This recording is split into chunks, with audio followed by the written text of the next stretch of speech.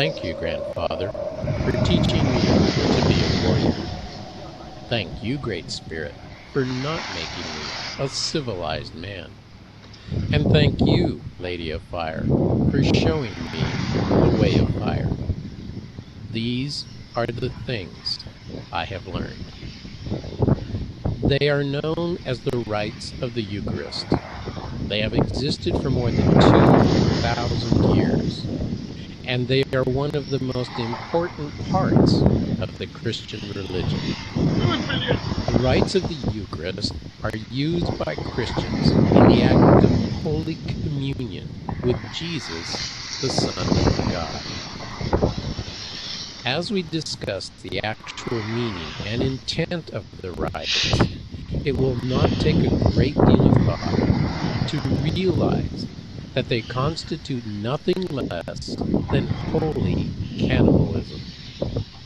What is astonishing is that Jesus tells us that salvation for Christians cannot be achieved without full participation in these rites. And then God tells us that cannibalism is strictly forbidden. We will, at the end of this session, unveil the actual rites of the goddess that are behind the rites of the Eucharist. This is but one small part of what I shall continue to suggest was a deliberate and meticulous plan to disguise the truth. It was put into place by the men of power who long ago began to transform and or dismantle the ancient ways of the goddess.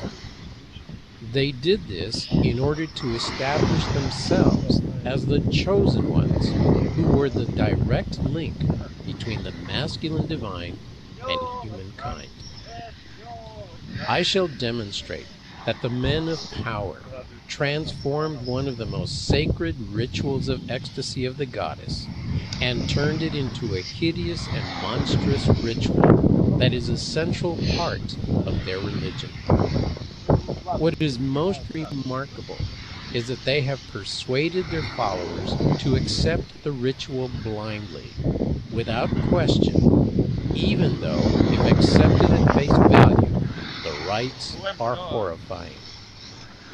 Let us begin the discussion of a foundation stone of the religion of the men of power. It is called the celebration of the Eucharist, the act of Holy Communion. The English word Eucharist is translated as thanksgiving and is derived from the Greek word Eucharistia, which means thanksgiving.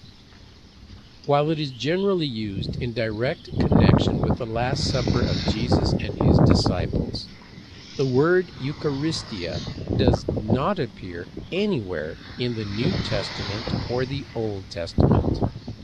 The first time it appears is in the Didache, a collection of teachings that was attributed to Jesus and was intended for his disciples. The Didache is also known as the teaching of the 12 apostles. It has been dated to the late 1st century and may have been in circulation as early as 60 AD, only 30 years or so after the traditional crucifixion date of Jesus. Though many early Christian fathers considered it to be a sacred text, it was not included in the New Testament because it had no, quote, literary value. It is also